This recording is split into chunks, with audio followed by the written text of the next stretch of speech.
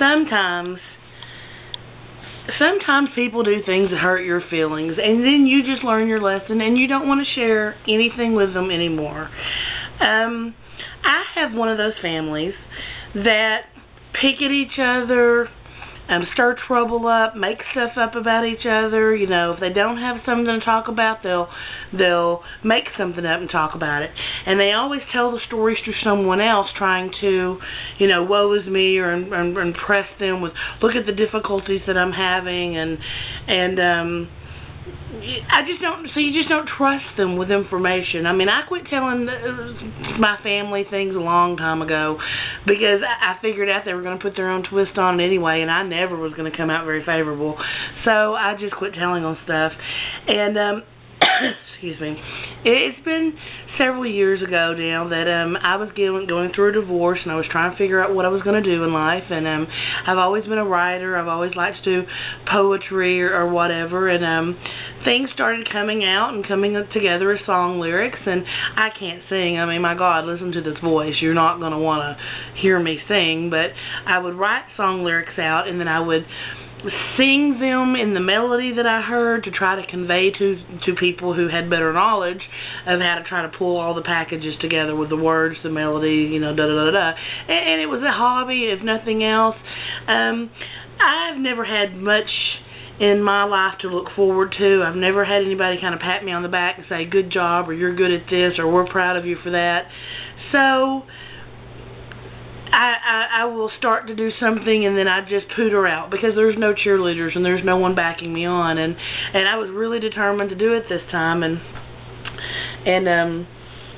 you know, write a few things out and just see what happened. Just try to have the confidence and the self-esteem within myself to put something out there.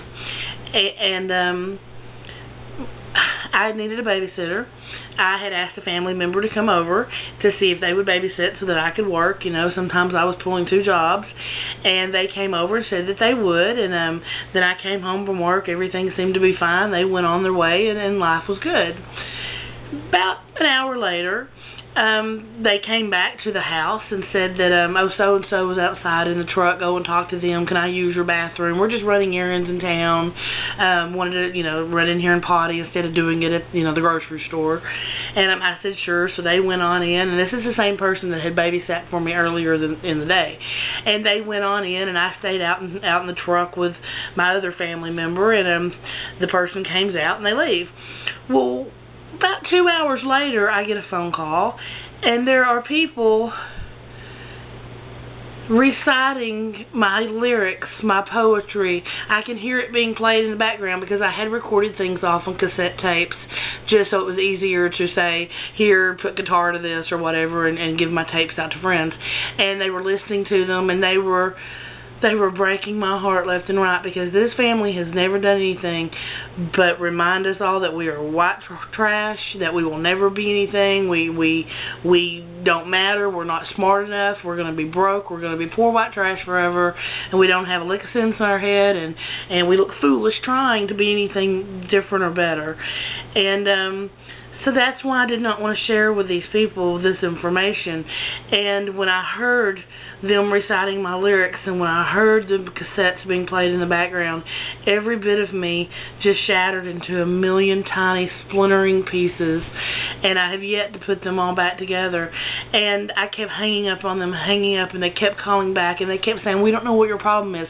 You know, you tell this person, and we're your family, and we have the right to you. See, my family thinks that if you're blood related, they have the right to do everything. You know, where you're at, what you're doing, your plans, your life, everything. And no, just because you're blood related doesn't give you any kind of privileges, especially in my world, because the blood relations I've had have pretty much fucked me over, so that doesn't work for me.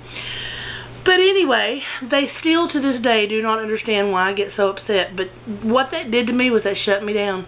I haven't written anything else until just a few months ago. I just refocused on raising my kids and took it back to heart that I'm just trash and I'm never going to be anything, and just that was stupid, and to leave it alone. And I mean, they broke it. I only had a little bit of a spirit left, and they broke it.